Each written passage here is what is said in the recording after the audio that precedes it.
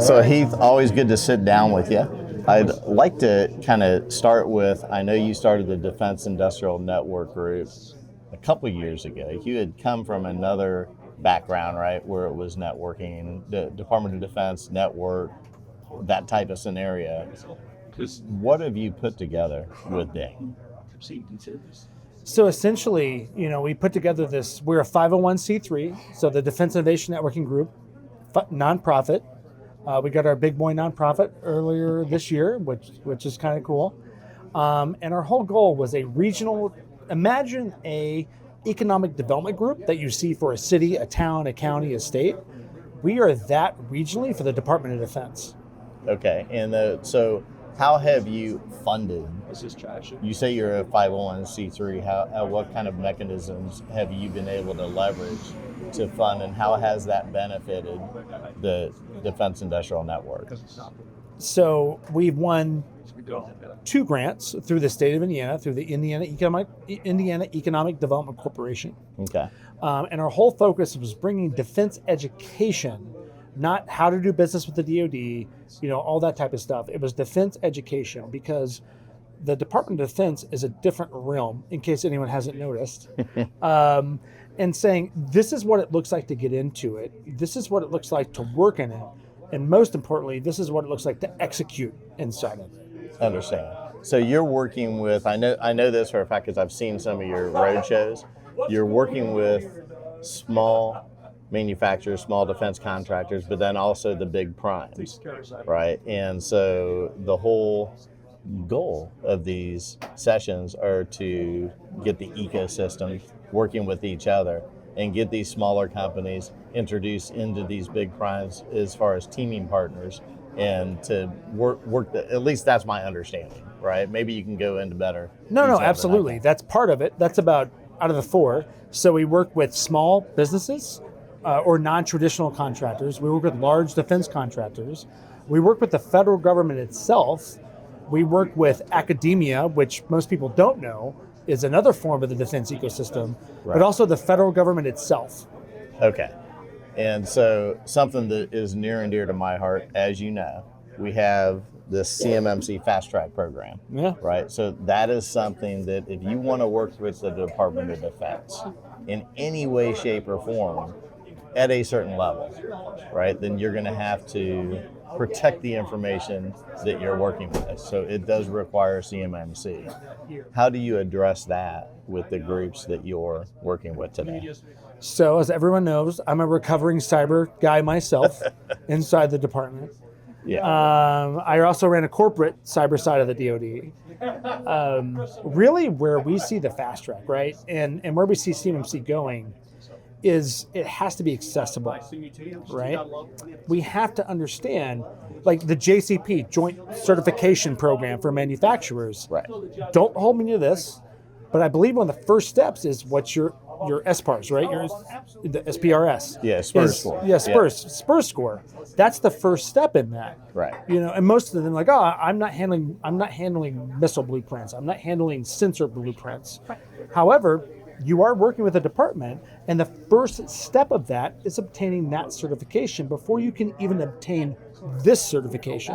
Right. So if you're going to plan to work with the DoD, and I know it's cumbersome, I know it's tough, that's the department, that's national security, but if you're going to look and work with the Department of Defense, that's, in my opinion, the cost of doing business. So why not work with a good company, a good group, a good ecosystem of partners that are going to drive into that? If you don't want to do that, that's fine. But don't expect to not have to prepare your documents for national security use. Yeah, and I think that what I find is those are costs that it makes it prohibitive for some companies to even go into that, because there's not only the cost to protect the information, but then there's also a hefty certification charge that you have to pay an assessor to get into it. So if you have a company that is doing, let's say, 5-10% of their business with the DoD, and they have this requirement, how do you even coach them through it? Because I know that from our perspective, when we talk to those kind of companies, they look at the price tag and say, maybe we don't even know if we can afford to continue to do business with the DoD. If that's what it's going to cost us to not only get there, but to maintain it. And then we have to go through that every 3 years. It's tough. I've been on both sides of that. Right. I've had to sell up to my former CEOs and say, this is what it's going to cost. But also, working with the Department of Defense is not hard. It's complicated, right? And I know that I don't know if you can directly bill it back yet. I can't remember. But those are costs of doing business when you work with national security. We as contractors, as third-party envelopers of this information, that's part of that. When the government trusts us with their information, we have to make sure that at least we can say, yep, that is good.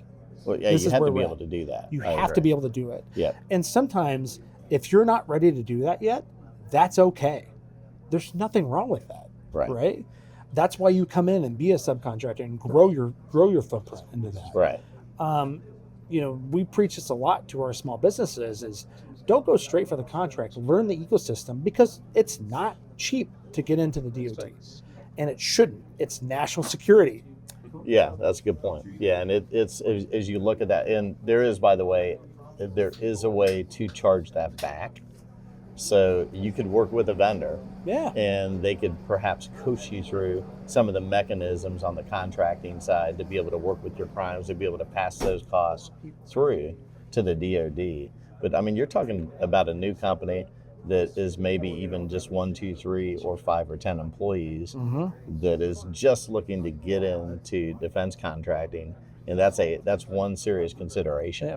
I think be smart, be educated, work with good people, right? And they say, hey, this is X number of dollars, work into your budget, figure it out, and get through it. Yep.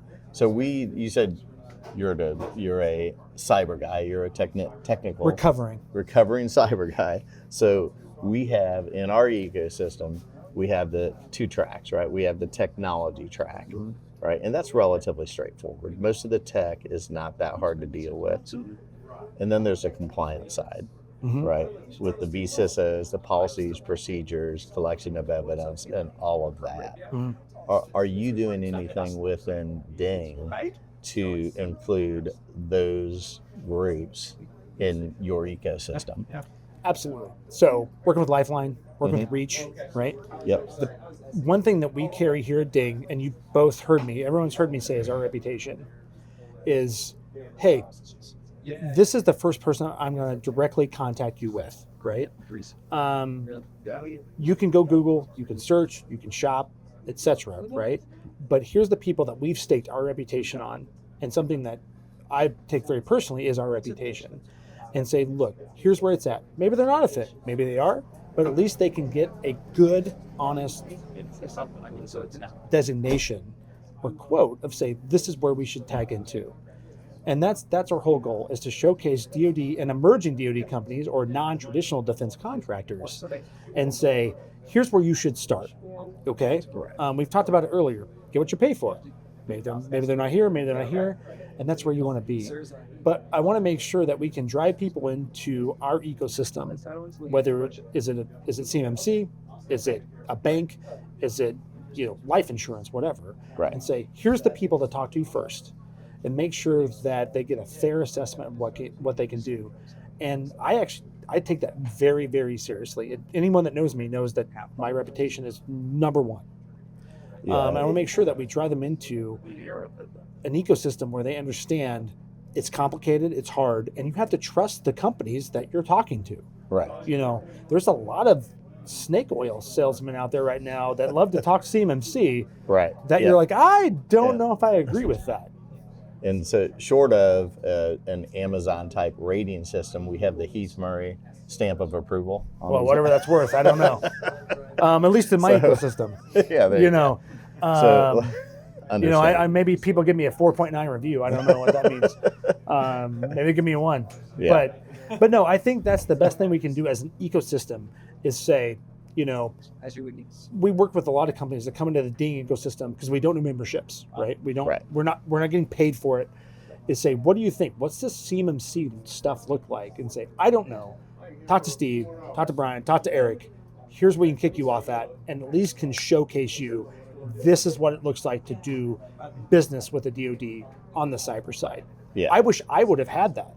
I knew Lifeline back in the day, right? And if I didn't have Lifeline in 2018, I was Googling stuff, Right. Yeah. It's the ecosystem is getting stronger and stronger every day. I agree with that. And there is a lot of co-opetition out there, which is good. Yeah. Right. It's good for the industry. It's good for the DoD. Everybody involved. So, Ding, I know you built national networks before and have been involved with national networks. You're here, right? Let's turn the clock forward 2, 3, 5 years. Where are we at? Oh, I love our regional Ding. I don't see us in 50 states. I see us in 7 to 10 ecosystems. We're not Ding Indiana. We're Ding Midwest. You're Ding Midwest. We're Ding Midwest, Indiana-based, Midwest focus. Okay. And imagine this network, right? If we're out in Ding Northwest and they say, man, who's a company that we can chat with to talk about CMMC? Well, the Lifeline and Reach have been with us 3, 4, 5 years now. We can talk to them. Here's a place to start, right? And I've talked to you, I've talked to everyone else and say, look, all we can do is make that first introduction. Yep. So we'd love to be able to be 5 to 7 to 10 regional networks of, imagine the interstate system, but defense networking. Makes sense. Right? Yeah. Where there's not 50 chapters, there's 7. So what does expansion look like to you? You go to the second territory, kind of individual you're looking for, and what does that group look like? Is it all volunteer? Is it a head guy that's dedicated? What does that look like?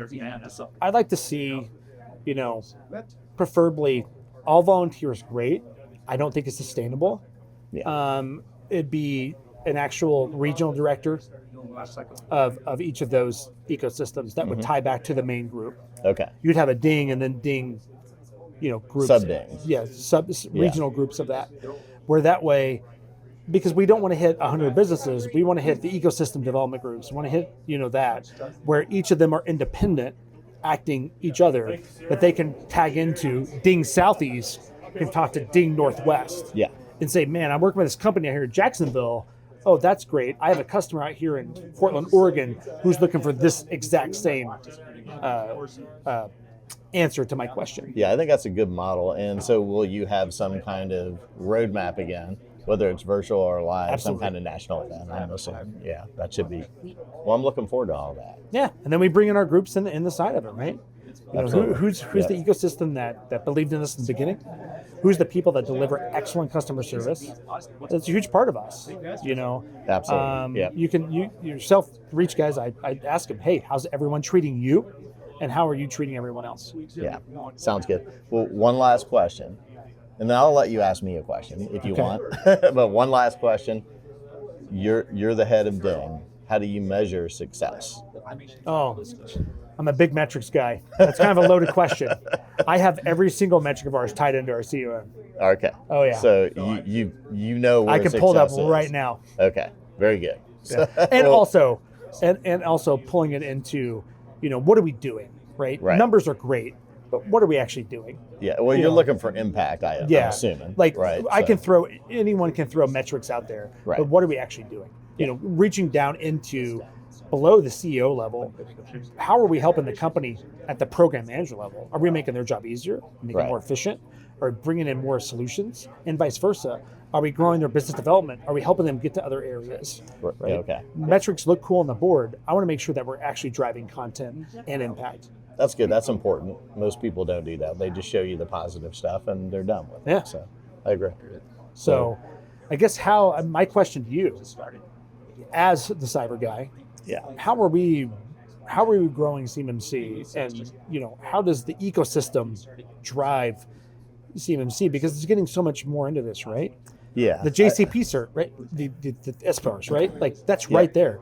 How are we doing with that? Well, I think So CMMC, just in general, one thing that I've tried to do is to get the primes and the subs, the teaming partners, to collaborate more. There seems to be a separation, and everybody's got to do their own thing, right? So when you get, I would love to figure out an equation where you have some of these medium-sized or larger primes that are able to find a solution or a set of solutions and share them among their teaming partners.